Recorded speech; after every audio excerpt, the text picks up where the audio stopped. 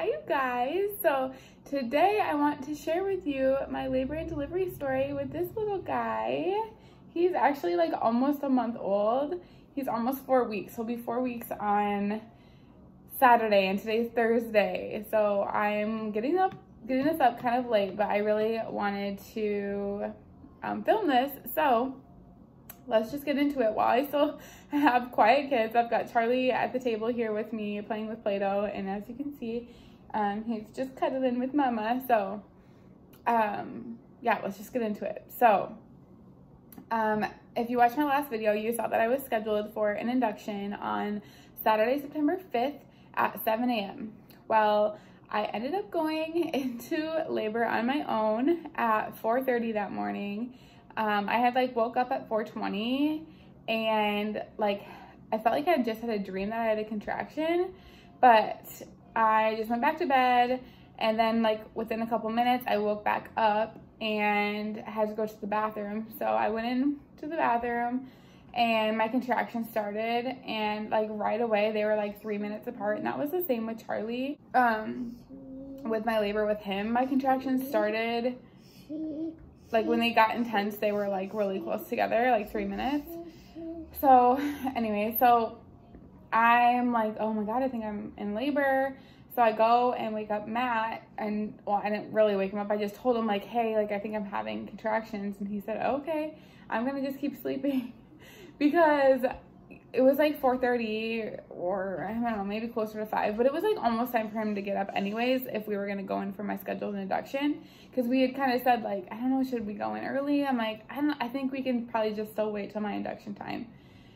So he just kept sleeping. I kept laboring, and I really wanted to like film me having contractions, but you guys, well, plus I was just in a bra, so I didn't want to film myself. I was gonna go put a shirt on, but like I thought I had more time. But anyways, so they just get like, my contractions get really close together and they were starting to get really intense, and so I'm like, all right, I need to get ready because like I'm gonna have to go to the hospital soon.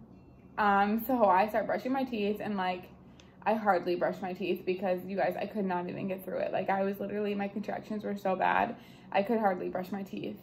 And I got dressed and texted my mom, and thank God I texted my mom. Like my contractions were so intense, but like I said, like I hadn't been having them for that long. So like I was trying to wait for at least an hour until I texted her, but I don't even think I made it an hour. I wish I could see what time I texted. If I can find it, I'll just put the times up on the screen here.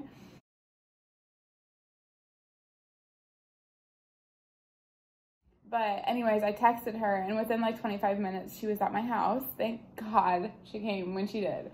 So by the time she came, you guys, my contractions, there was like no time in between them. My mom was like, are you going to be able to walk to the car?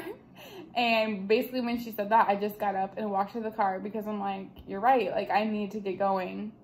And Matt was like changing over the laundry, like getting stuff ready for like our cat, like her food and water dishes ready. I know. So, so anyways, my mom's like, you guys need to get going. So then Matt gets in the car, drives us to the hospital. It's like the worst drive ever. You know how it is when you're in labor driving to the hospital. Well, if you've had a baby, you know. And so we get to the hospital, and there's a person at the front door, which thankfully, you guys, because of COVID, they are not doing valet services. So we got to just park our car in like a valet parking spot, like right up front of the hospital. So that was awesome. And we come in, and because of COVID, they are screening everybody at the door for symptoms, and they check your temperature. You want blue? So the girl like screens us, whatever, and puts a wristband on our wrist showing that we have had our temps checked. And then she like goes and runs to the elevator and gets it open for us, which was really nice. I think she could just tell that I was like very uncomfortable. And we get up to labor and delivery floor, and basically there was like some nurses sitting there. It was like close to shift change. It was 6:15 when we got to the hospital.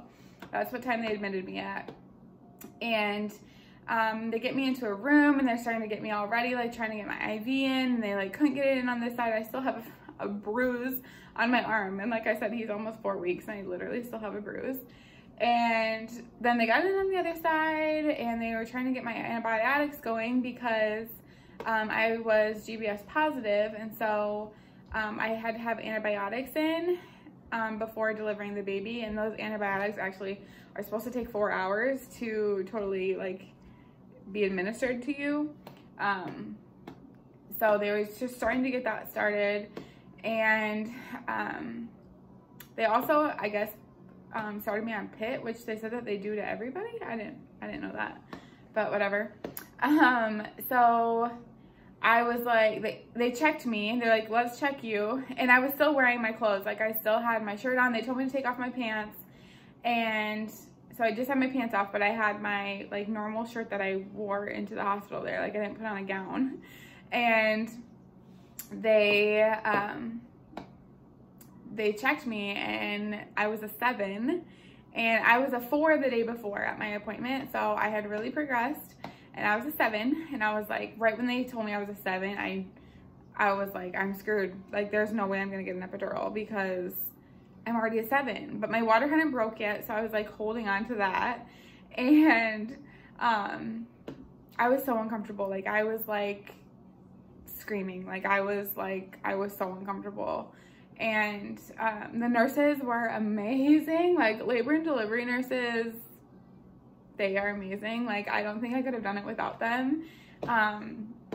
But I was like, I really want an epidural. Like, is there still time for an epidural? And they were like, we'll do our best. And I just knew, like, I knew that meant no, but they weren't gonna tell me that yet. And then they asked if I'd been tested for COVID and I hadn't. So it's policy that every single labor patient has to get tested for COVID. So I had to get tested for COVID and it was horrible. They stick like this little like tiny little Q-tip thing like so far up your nose, you guys, it hurts so bad, and they have to do it on both sides. And yeah, and also mind you, I'm wearing a mask because they told me that I could take it off, but I didn't want to take it off for their safety and I wanted to keep it on for my safety with them too. Like, I don't know, I just wear a mask always when I'm around other people. So I kept my mask on this whole time that I am like in labor and it was not that bad. So if you have to wear a mask during labor, trust me, it's fine. So they tested me for COVID and I don't even know what else they're doing at that point because I was just in so much pain, you guys. It was so painful. And I was really uncomfortable. Within like a matter of minutes, they're like, all right, we're gonna check you again because you seem very uncomfortable. And I'm like, okay. So they checked me again and I'm complete. And they are like, yep, we can see the head. And I'm like, oh my God. And my water hadn't broke yet though. And so, but they're like, yep, the head's right there. You guys, I'm still holding on to the fact that I might get an epidural. There's no way. I'm like, my water hasn't broke yet. Like I can still get an epidural. No, I can't. But in my head, I don't know why, I was just like telling myself that to like make myself feel better because like I said, like you guys, I am like 110% pro epidural. Like I would not even question it for 1 second if I would get one or not. Like I'm gonna get one. So sorry if my camera's shaking. I'm not sure what Charlie's doing to the table. So anyways, they were like, you know what? We're gonna call the doctor and we're gonna ask her if we can just break your water and get this baby out. And I'm like, oh my God. So I was like, is there anything that I can get for pain? And they were like, you know what? We're gonna get you your baby. That's what you're gonna have. And I was like, oh my God. They're like, you're only gonna have to have a couple more contractions. And like, when they said that, like, I think I felt a little bit better, like knowing like it's almost over. I only have to have a couple more contractions. So the doctor did make it in, like, I think just right on time. A resident did deliver me, but the doctor was there. And yay! I think, good job.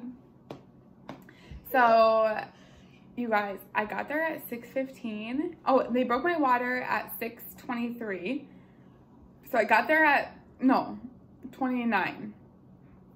I got there at 6:15. They broke my water at 6:29. And I had him in my arms at 6:39. He was delivered so fast, you guys. I was at the hospital for 20 minutes. what? It was, I would never imagine that that would be what would happen. Like, it was just right up like the last minute till my induction. Like, I didn't make it to my induction time at 7. Like, oh, it was just so crazy. But I had him and he was perfect. No. And it was so great because with Charlie, when he was born, I had him on my chest for like right after he was born, they put him on my chest for like a couple minutes, if that. And then they took him over to like the warmer, and they were like weighing him and doing all that stuff, which I was kind of mad about because I put on my birth plan that I did not want that. Like, I wanted like the first hour with him. So I was kind of mad, and I wanted to make it a point with this baby to like tell them that that's what I want to do too. And Matt did show them my birth plan. Within like the minutes of us being there, so much happened, you guys. But they put him on my chest, and you guys, he stayed with me for that full hour. Like, it was so amazing. Like, it makes me want to cry. I'm just like so happy. It was perfect. Like, they did everything with him on my chest, like all the checks that they had to do or whatever, like they had done with when he was on my chest. And it was just like, I was in like pure bliss. Like, and then I think like because I did it without an epidural, like, you know, you don't have like the numbness, like you're like, you can feel everything, which was fine. I mean, it was fine afterwards, I'm saying, not during. It was horrible during, but afterwards, like, everything was fine. Like, it was just like so amazing and perfect. And yeah, it was the best ever. So after I had him on me for an hour, they asked, they said that they had to do his hourly check, and I said, yep, you can do it. And I said, you guys can go ahead and just like weigh him and like measure him and everything now too. So they did, and he was 9'3", you guys, 9'3", and I did that without an epidural. I can't get over it. I know that there's like so many people that do that, like deliver babies without epidurals, but that was just not my journey.